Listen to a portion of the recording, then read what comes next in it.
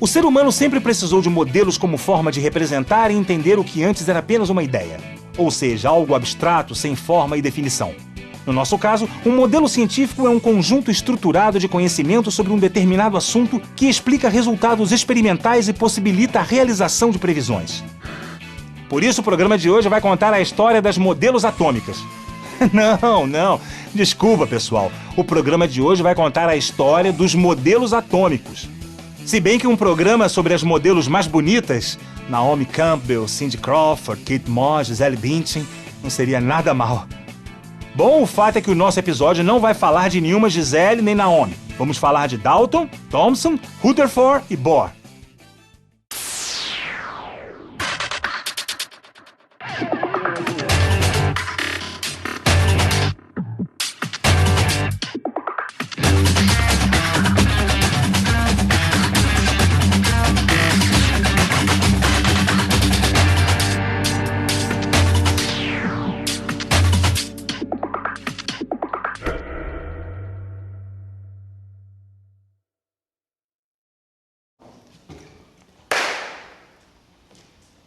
Kika, você tem que matar a bola verde e não a vermelha.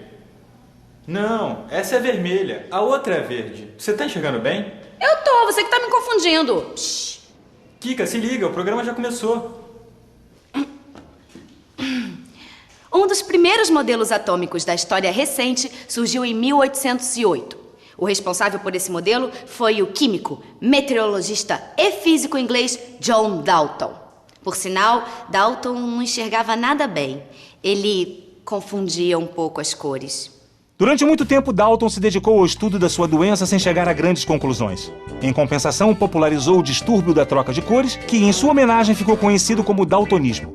Mas antes de entrarmos no modelo atômico de Dalton, vamos entender a origem de uma palavra muito importante para o nosso programa de hoje: átomo.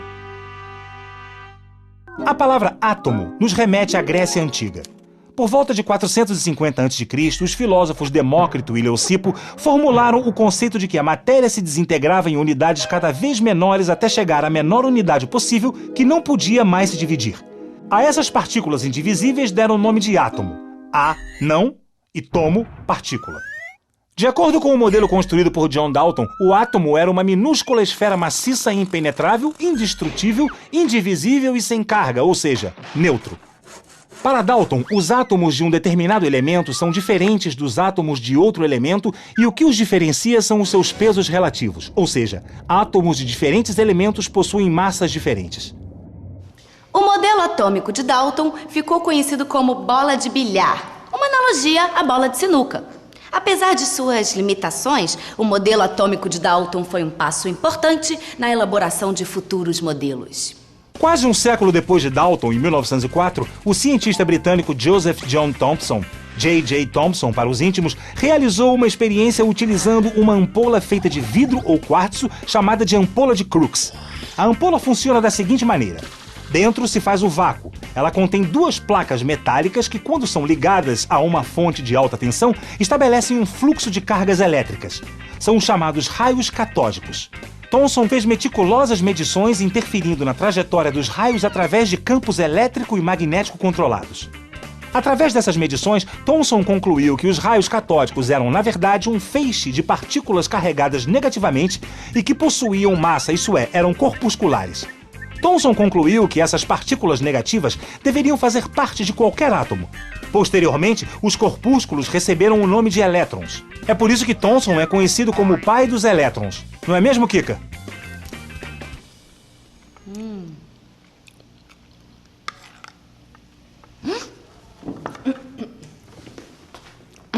Em 1904, Thomson sugeriu um modelo para o átomo que consistia na maneira mais simples de explicar os raios catódicos e os processos de eletrização e ionização da matéria.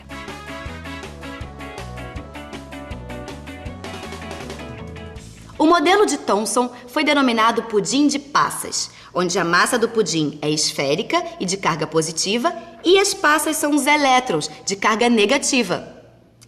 Na verdade, o modelo do pudim de passas tinha todas as fatias. Eu vou aproveitar e comer mais umazinha. Vamos voltar 10 anos no tempo para falar de um físico brilhante que cruzou o caminho de Thomson. Seu nome era Ernest Rutherford. De origem neozelandesa, Rutherford havia se destacado nos estudos. Tanto é que em 1894, depois de se graduar em matemática e física, recebeu uma bolsa para fazer uma pós-graduação na Universidade de Cambridge, na Inglaterra, onde passou a ser orientado por Thomson. No entanto, antes de se aprofundar no modelo do pudim de passas, Rutherford concluiu sua pós-graduação e recebeu um convite para lecionar na Universidade McGill, em Montreal, no Canadá. Foi professor da instituição por 9 anos, antes de retornar em 1907 para a Inglaterra, mais precisamente para a Universidade de Manchester. Rutherford se tornou um professor muito popular e amado por seus discípulos. E ele sabia escolher seus alunos e colocá-los para trabalhar como poucos na história conseguiram.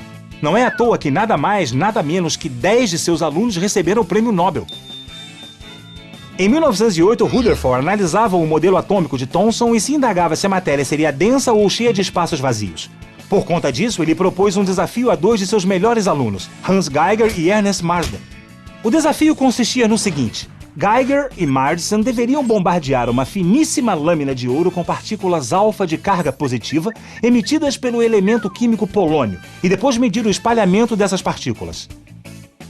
Rutherford notou que a maioria das partículas alfa atravessava a lâmina de ouro sem sofrer desvios, porém pouquíssimas partículas alfa sofreram grandes desvios. Assim, ele verificou que o átomo possuía espaços vazios, ou seja, ele não era mais maciço como Dalton e Thomson acreditavam. Rutherford concluiu também que deveria haver uma pequena parte do átomo com carga positiva, visto que uma pequena quantidade das partículas alfa de carga positiva sofreu grandes desvios. Portanto, essa pequena parte do átomo carregada positivamente, ou seja, que repelia as partículas alfa, só poderia ser o seu núcleo.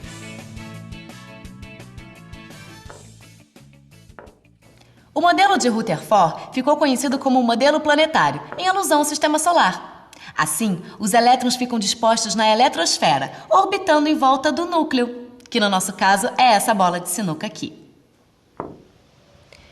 Mas esse modelo aqui em cima da mesa é só um exemplo. Para entendermos melhor as proporções entre o núcleo e os elétrons, devemos pensar num estádio de futebol, como o Maracanã, num dia de jogo vazio. Deste modo, a bola no círculo central do gramado seria o nosso núcleo. A arquibancada corresponderia à eletrosfera e os poucos torcedores seriam equivalentes aos elétrons. O modelo atômico foi sendo aprimorado em intervalos de tempo cada vez menores. Não foi à toa que outro personagem dessa saga surgiu em 1909, o dinamarquês Niels Bohr. Ao investigar as propriedades físicas dos metais, Bohr encontrou uma série de inconsistências no modelo atômico de Thomson. 2 anos depois, em 1911, após concluir seu doutorado, ele conseguiu uma bolsa de estudos que o levou à Universidade de Cambridge, com o objetivo de aprofundar o modelo atômico do pudim de passas com o próprio Thomson. Contudo, sua estada em Cambridge foi uma decepção. Thomson propôs trabalhos em assuntos diferentes, além do pouco tempo que dispunha para discutir o modelo do pudim de passas com Bohr. Decepcionado, Niels Bohr deixou a Universidade de Cambridge e foi para a Universidade de Manchester. E quem o acolheu foi justamente Ernest Rutherford, o professor que sabia escolher alunos brilhantes. Rutherford incentivou Bohr a trabalhar na área de física teórica, interpretando os resultados experimentais de sua equipe. Em 1913, Niels Bohr publicou um trabalho no qual complementava o modelo atômico de Rutherford. Bohr começou atacando a principal fragilidade do modelo planetário de seu mestre, a instabilidade dos elétrons. Segundo o modelo atômico planetário, o elétron em órbita irradiava e perdia energia.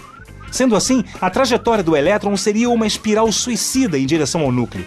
No entanto, Bohr suspeitava que ocorria algo diferente com os elétrons. E é sobre isso que nosso especialista em mecânica quântica vai falar agora. O Niels Bohr era esperto. Ele conhecia os trabalhos de Max Planck e Albert Einstein e sabia que no mundo das partículas subatômicas reinava o comportamento quântico. Isto é, o mundo microscópico poderia se comportar de outra maneira. E foi aí que ele achou a resposta para a estabilidade dos elétrons. Planck propôs que a matéria não emitia radiação de modo contínuo, mas que ela liberava discretos feixes de energia chamados de quantum. Logo, Bohr pensou que os elétrons ao redor do núcleo possuíam menos energia que os elétrons mais afastados. Isso porque o elétron mais próximo do núcleo é mais atraído por ele do que um elétron distante. Esse raciocínio levou Bohr a concluir que deveriam existir camadas ou níveis de energia. A partir do átomo de hidrogênio, que é o mais simples, porque possui apenas um elétron, Bohr deu a sua contribuição ao modelo atômico de Rutherford. É sobre isso que o nosso especialista de verdade, agora é sério, hein, pessoal, vai falar. E ele criou um modelo que permitisse ao elétron estar em determinadas órbitas e em movimento sem perder energia espontaneamente. À medida que você se afasta do núcleo, os níveis começam a ter um volume cada vez maior. E o modelo começa a assumir uma conformação matemática. E o instrumento em matemática são os números. Então vão surgir os números quânticos, que vão quantizar essa energia do elétron. Esse número quântico associado ao nível, definido por Bohr, é chamado número quântico principal. Tá? E varia de 1 a 7. E é através desse número quântico a gente vai precisar a quantidade máxima de elétrons em cada nível. Tem certas fontes de energia que, absorvidas pelo elétron, promovem ele a um nível mais externo. E é claro, se ele perde essa energia, ele volta para um nível mais interno. Então foi Bohr que permitiu que tal modelo pudesse ser propagado com base teórica, que vai criar as bases do que a gente chama de uma física ou de uma mecânica quântica. O modelo atômico moderno tem como base a mecânica quântica. O cientista austríaco Schrödinger deu uma contribuição muito importante ao publicar um trabalho no ano de 1926, no qual apresentou a equação de onda de matéria, mais conhecida como equação de Schrödinger. Para ficar mais claro, aqui vale uma comparação. A equação de Schrödinger está para a mecânica quântica e o mundo microscópico, assim como a segunda lei de Newton ou as equações de Maxwell estão para a física clássica e o mundo macroscópico. A equação de Schrödinger é aplicada com sucesso na explicação de todos os experimentos que não envolvem condições relativistas, isto é, velocidades próximas da luz. Hoje vimos que ao longo do tempo, os modelos atômicos foram se aperfeiçoando. Desde os gregos, passando por Dalton, Thomson, Rutherford, Bohr, Schrödinger e a mecânica quântica, muita água já rolou. Bom, agora que você já entendeu a história dos modelos atômicos, eu vou voltar pro meu joguinho, porque ainda falta muito para eu entender de sinuca e poder jogar contra os meninos.